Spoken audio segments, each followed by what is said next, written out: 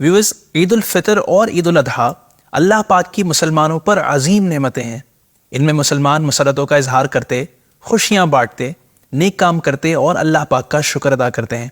मुसलमान अपने इन मजहबी त्यौहारों का आगाज़ अल्लाह पाक की इबादत से करते हैं, जिसे हम नमाज ईद कहते हैं।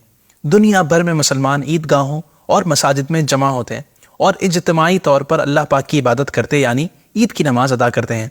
सो व्यूअर्स, आज की हाउ टू वीडियो में बात करेंगे हाउ टू ऑफर ईद सलाह यानी नमाज ईद का तरीका और आदाब। जब आप ईद उल फितर की नमाज के लिए निकलें तो कोई मीठी चीज़ खाकर निकलें, जैसे खजूरें, और ईद उल अजहा के दिन नमाज से फारिग होकर खाएं कि ये हमारे प्यारे नबी सल्लल्लाहु अलैहि वसल्लम का मुबारक तरीका था। इसी तरह कोशिश करें कि नमाज ईद के लिए एक रास्ते से जाएं और दूसरे रास्ते से वापस आएं। हज़रत अबू हुरैरा रज़ियल्लाहु अन्हु से रिवायत है कि हमारे प्यारे नबी सल्लल्लाहु अलैहि वसल्लम ईद को नमाज ईद के लिए एक रास्ते से तशरीफ़ ले जाते और दूसरे रास्ते से वापस तशरीफ़ लाते। ईद उल फितर में अगर अब तक सदक़ा फ़ितर अदा नहीं किया तो नमाज से पहले अदा कर दें, अफजल यही है, लेकिन अगर नमाज से पहले ना दे सकें तो नमाज के बाद दे दें। याद रखें कि ईद उल फितर और ईद उल अजहा की नमाज का तरीका सेम ही है और इन नमाज़ों में 6 तकबीरें एडिशनल यानी ज़ायद कही जाती हैं।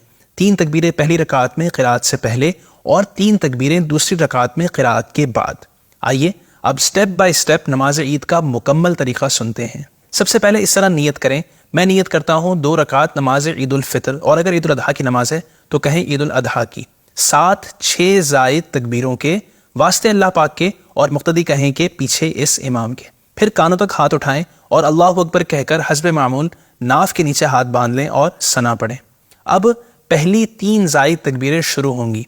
कानों तक हाथ उठाएं और अल्लाहु अकबर कहते हुए हाथ लटका दें। फिर कानों तक हाथ उठाएं और अल्लाहु अकबर कहते हुए हाथ लटका दें। फिर कानों तक हाथ उठाएं और अल्लाहु अकबर कहकर हाथ बांध लें। इसे यूं याद रख लें कि जहां क़याम